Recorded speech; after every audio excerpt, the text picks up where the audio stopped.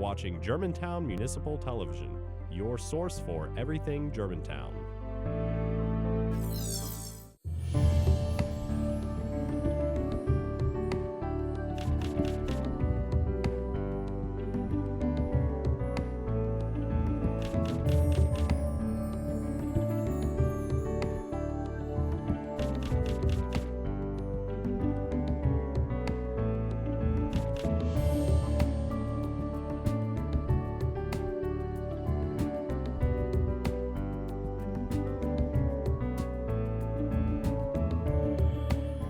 I am your Superintendent, Jason Manuel.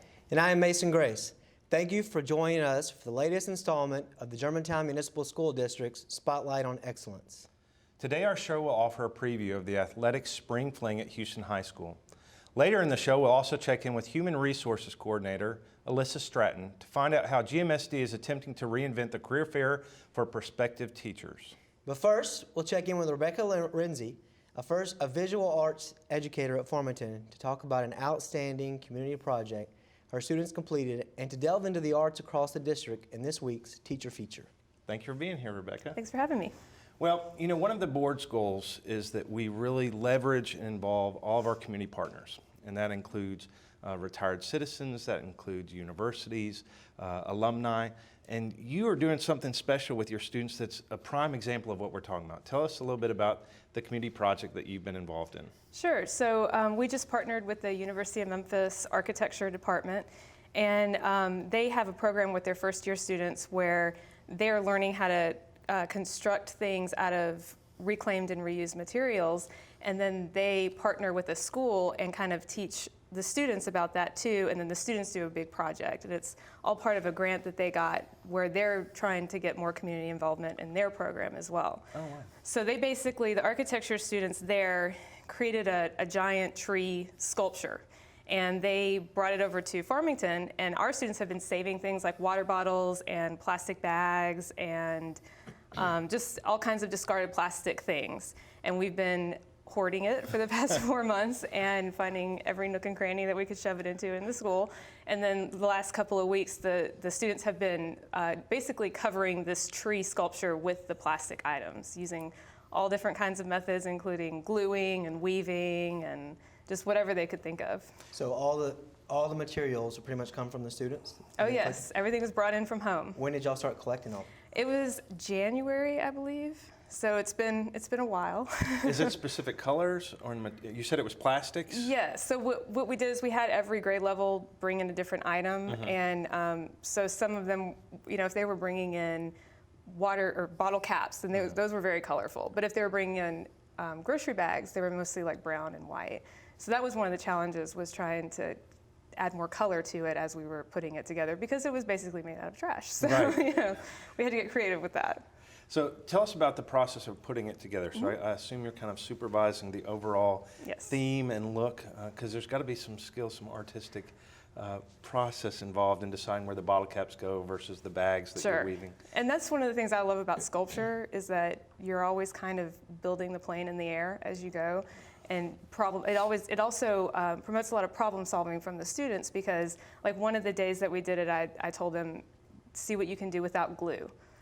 Let's take glue off the table. How can you get something to stay on this tree and not fall off without using glue? And so they had to come up with different methods of tying and using slip ties and things like that. So, about how tall is this tree? It's about 12 feet tall. About 12 feet tall. Yes. So you're using ladders. The kids are using ladders. Well, actually, it was in pieces. So the architecture students were very mindful of how this was going to get in the building and out of the building, and so they made it into 4 pieces that actually stack up. Okay. So, yeah. So final resting place for this sculpture? It's going to be at the farm park for a dedication ceremony.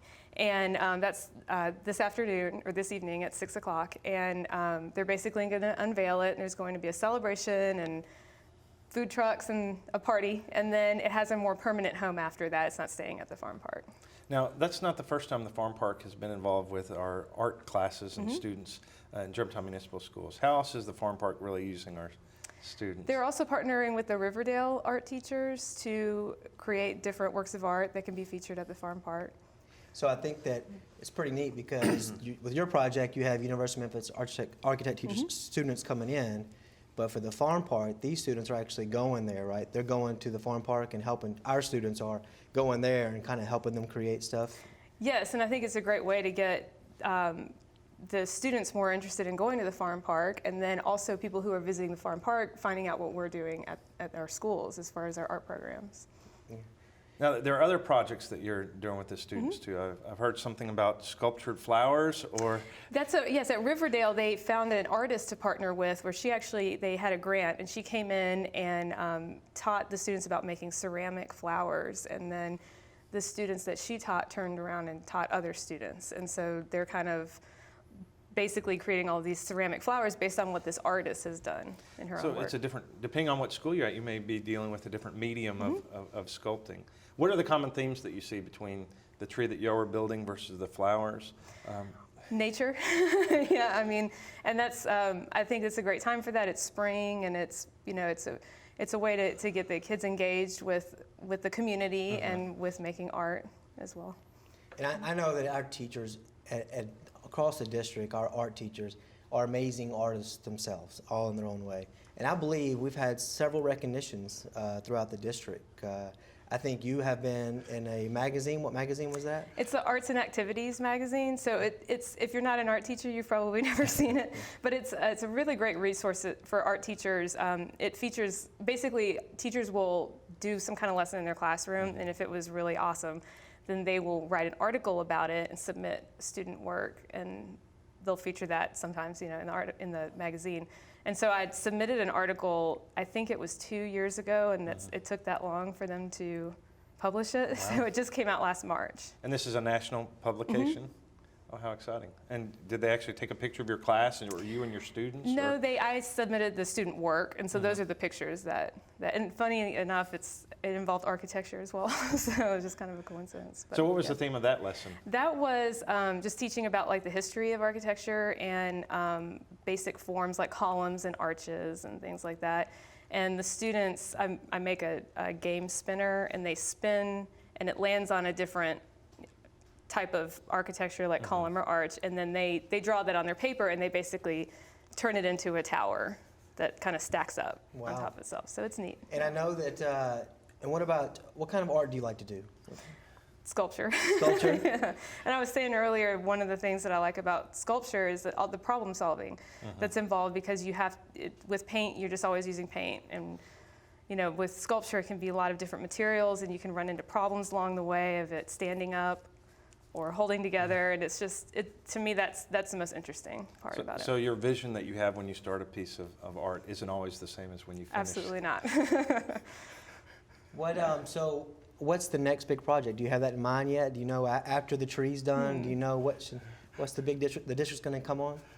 I'm still working on that. I'm sure something will come along, but I use Artsonia, which is it's an online art gallery for student art, and it's a national thing, and so teachers are allowed to submit their students' art, and then parents can be involved that way. Like, they can share with other family members and make comments and form fan clubs, and they can order t-shirts and mugs and things like that with their students' art on it. And so that's always kind of an ongoing big project that I'm working on. That's great. Yeah. Wonderful. Well, we look forward to seeing your and your students' work in the future. Okay, thank you. When we come back from our break, we will chat with Elissa Stratton of the Human Resources Department. Please stay with us.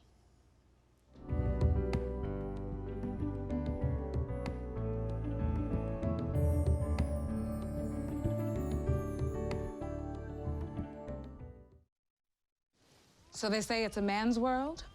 I don't see anybody's name on it. While they were doing their thing, we slowly changed our own. Today, women can do anything men can do. And there's one thing we're even better at.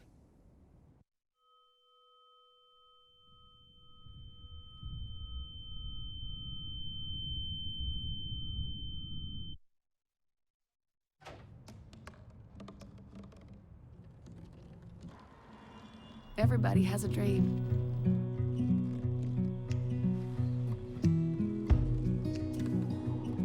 Mine was to see the ocean. And with a little help,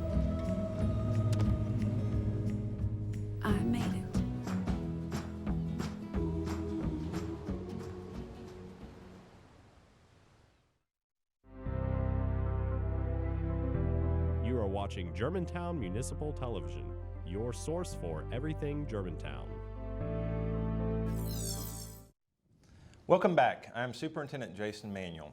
As we head into a season of hiring new teachers, we have Elissa Stratton, coordinator of the Human Resource Department, here with us today. Thank you for being here. Thanks for having me.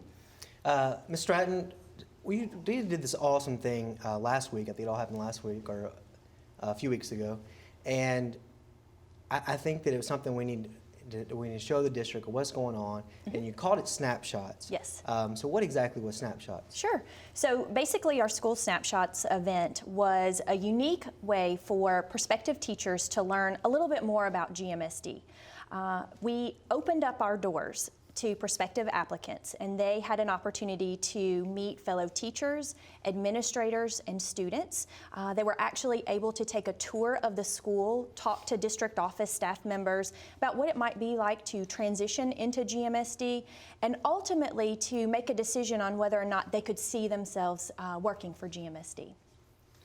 I think one of the surprising things for me when I moved up into administration was to really see the difference in school cultures. Yes. And as a prospective teacher or applicant, you can't really get a feel through an interview process of what does the school really focus on, what are their priorities. Right. How do you think the snapshots really addressed the difference in culture? Yes, well, I definitely think that each snapshot fit each school's personality to a T.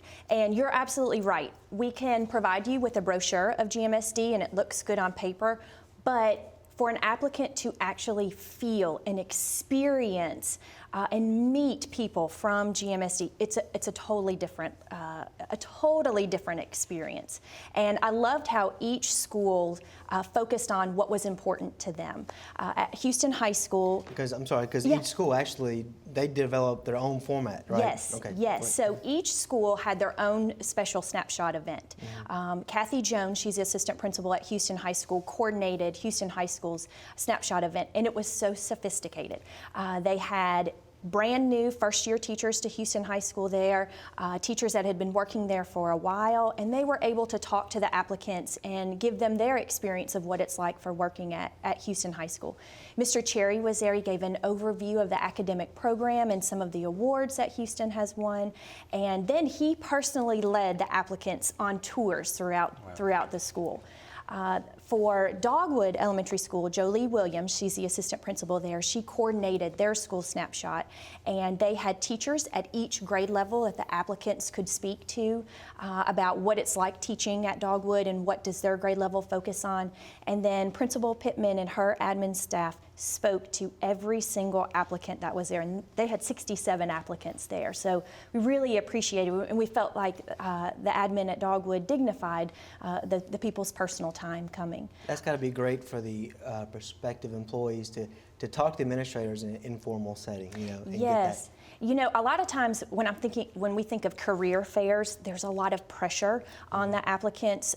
They have a small window of time to speak to an administrator or maybe a representative from the district, and it kind of feels a little cold. And we didn't want that. That's not GMSD. That's not who we are. And we wanted an informal type of setting where you really could get to know the people that work for GMSD, and then the applicants, we got to get to know the applicants too. So the snapshot event was a come and go type of event, and the applicants could stay for as long as they wanted, as short as they wanted.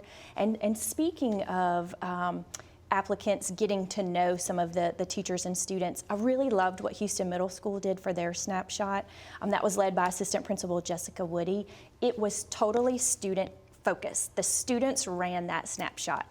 And I think we took some of the applicants out of their comfort zones, which is a good thing because the students were able to lead interviews with the applicants.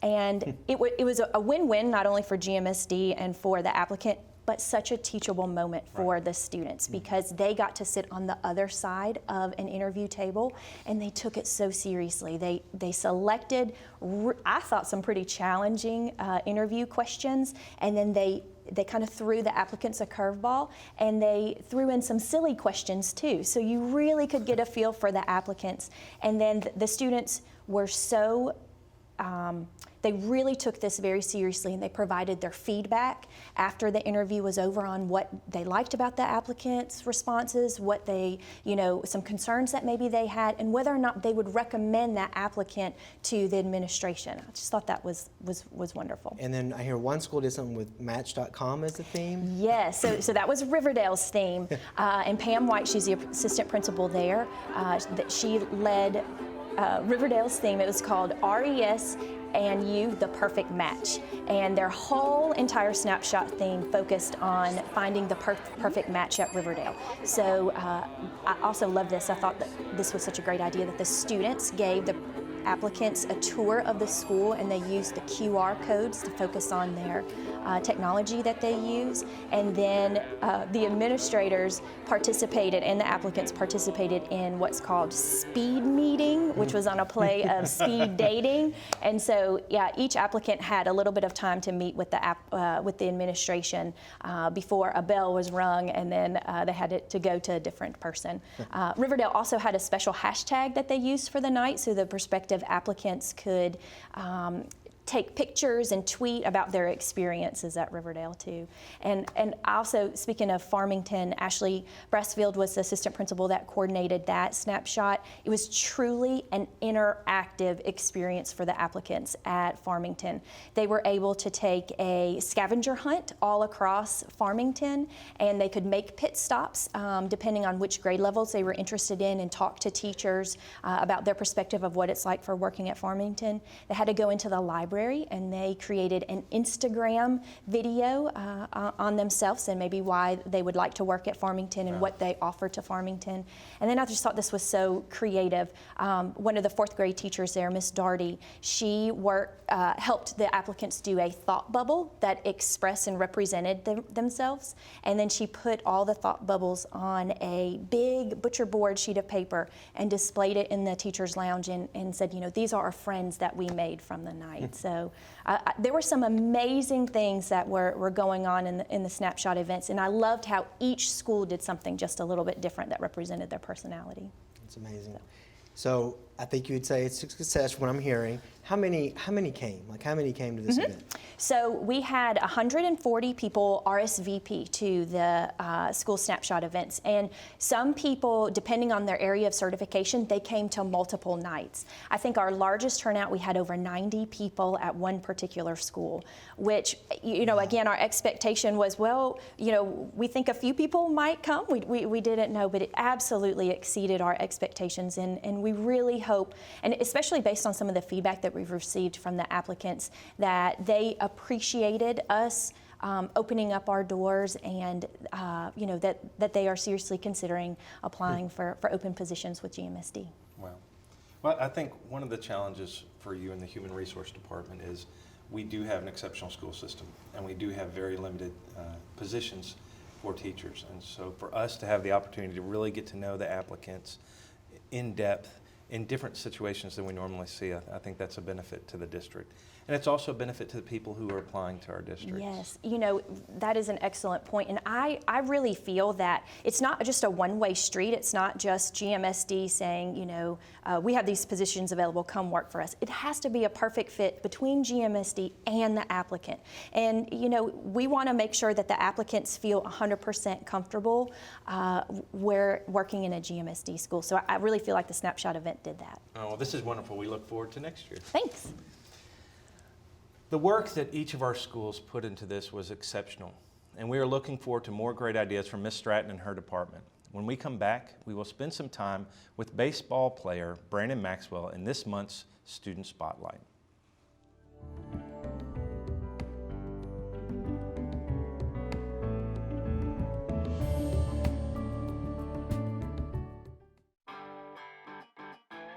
What do you think cats dream about? Is how many bowls of cereal do you eat every single day, and why aren't you eating more? Would you rather fight one horse-sized duck or 100 duck-sized horses? Or on a scale of 1 to 10, how intolerable do you find baby pictures on Facebook? So you secretly have a bag of Skittles, and you ask them how many seconds would it take you to eat them? On average, how many times a week do you hurt yourself trying to dance in the shower? and then once they say it, you pull out the bag of Skittles and throw it at them. The funniest part about that though is like with their face when they see it, you know, because like, I'm supposed to eat this?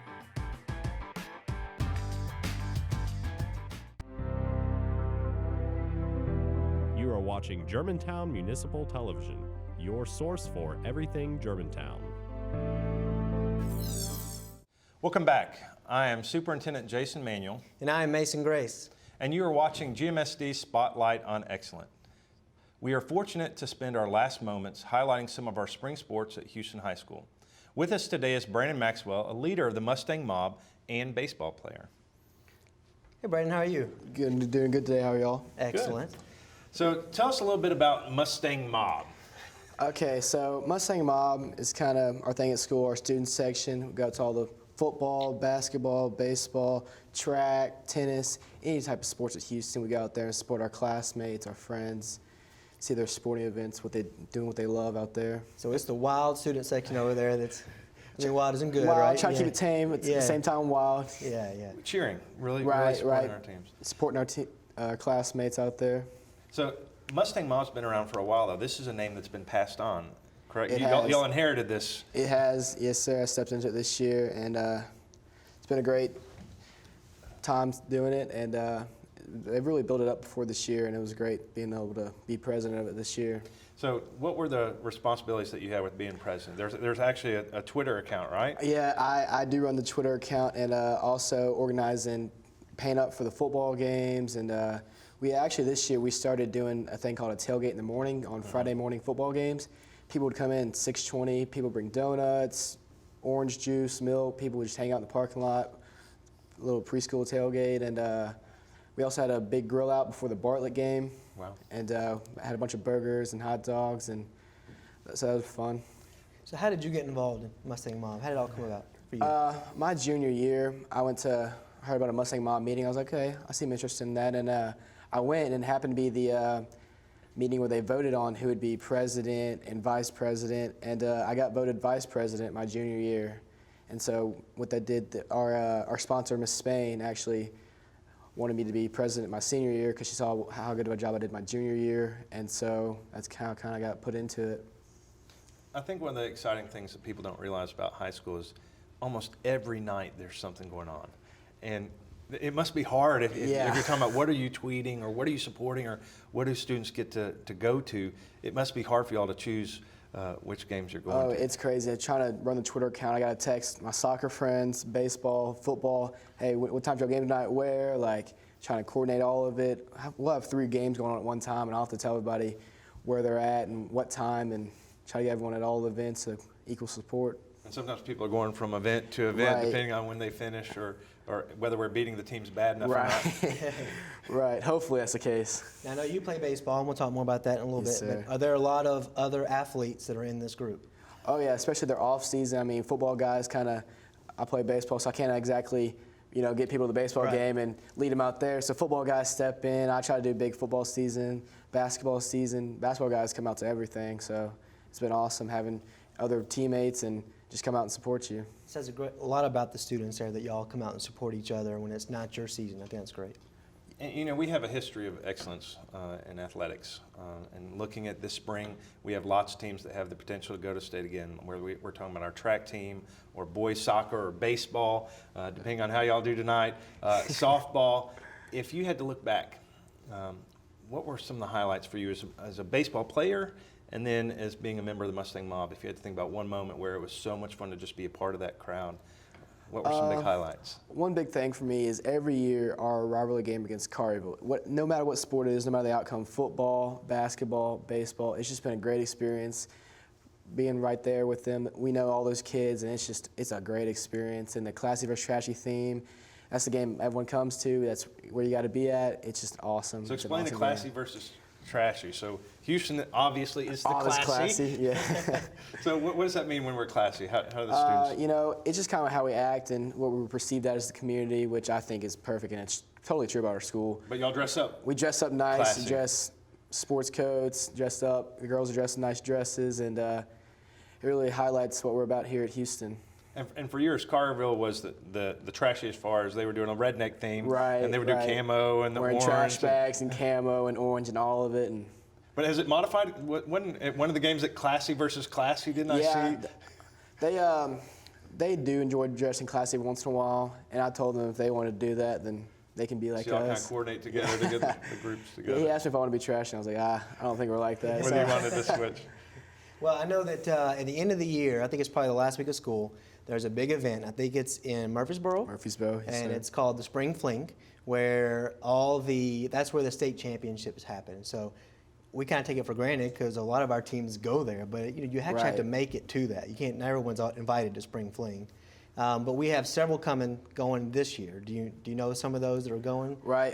Baseball, we should be going. Soccer is definitely on their way. Track will be there. Softball. All of them are actually. Tennis. And it's actually a cool thing, us all being in Murfreesboro, because last year I actually got to go attend soccer's, I think it was a semifinal game against Ravenwood, and soccer the next day came out to the baseball game and saw us play against Farragut. So that's a good thing about it. You can go out and watch your classmates, even in Murfreesboro, go support and have the Mustang Mob there. I know last year I think all the spring sports made it. So this year I think soccer is the defending state champion. Right. And so some great standouts to watch for that game. Baseball, which I think there's a great pitcher there, right?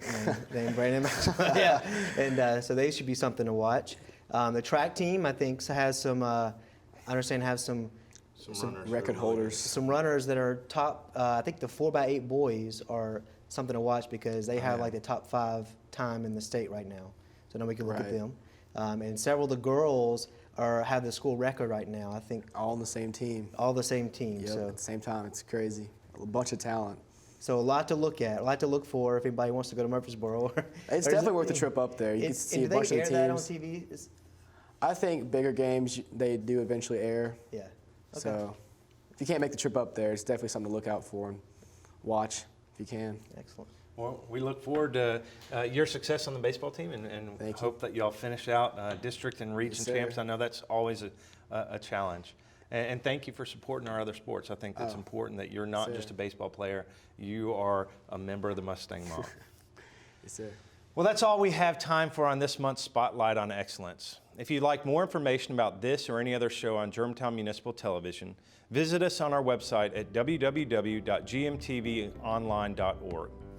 Spotlight on Excellence will return in September with brand new episodes. Until next time, this has been Superintendent Jason Manuel for this month's installment of the Germantown Municipal School District's Spotlight on Excellence.